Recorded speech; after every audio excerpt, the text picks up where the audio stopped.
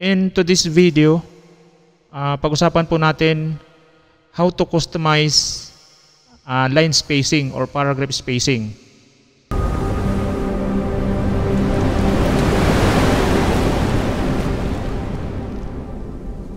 Hi partners, kamusta?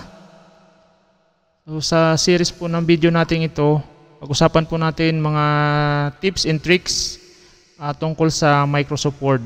So, without further ado, let's get started. Open po tayo ng Microsoft Word document.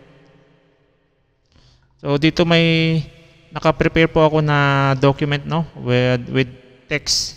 So, sa pag-customize po ng mga line spacing or paragraph spacing, usually pupunta tayo sa home, no, home tab. Then dito po sa ating ribbon, no, sa paragraph groups, no, makikita natin yung maliit na arrow dito, may drop down arrow, i-click lang po natin 'yan. Then dito natin pwedeng i-adjust yung ating mga spacing, no. So ito po nakalagay dito, spacing. Before ng isang paragraph or after ng isang paragraph. So makikita po natin, pwede natin i-adjust. Pwede natin ilagay sa space 0. Ibig sabihin wala siyang space, no? Or kung before, kung gusto mo usual, yung walang space, so ilalagay lang po na 0. Then dito po sa line spacing, so ito po mismo yung pinaka-line po ng ating itong mga text na to, mga lines ng text.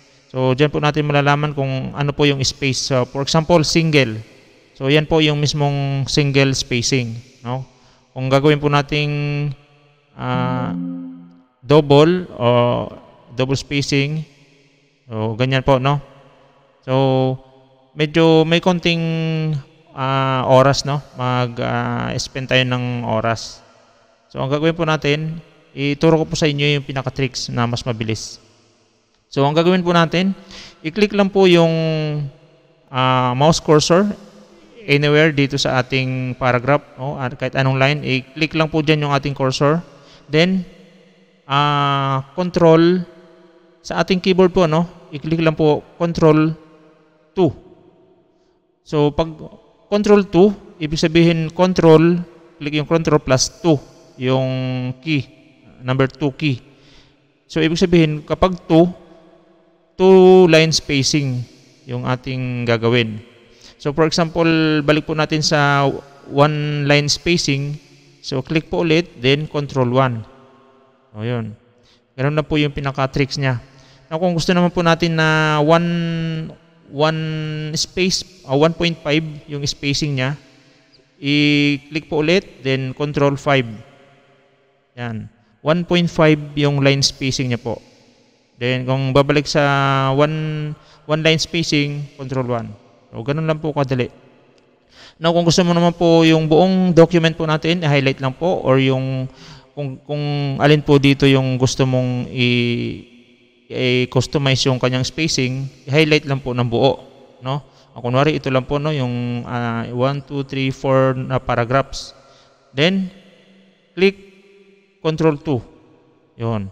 So lahat po nung highlight mo, then click control 2, mapupunta po siya sa 2 line spacing. Then control 1, balik po ulit siya sa 1 line spacing. So yan po yung napakabilis lang po natin na tricks, tips and tricks sa ating Microsoft Word on how to customize the line spacing. So partners, sana po nakatulong po, nakadagdag sa inyong kaalaman. Maraming salamat po and thank you very much. God bless po sa atin lahat.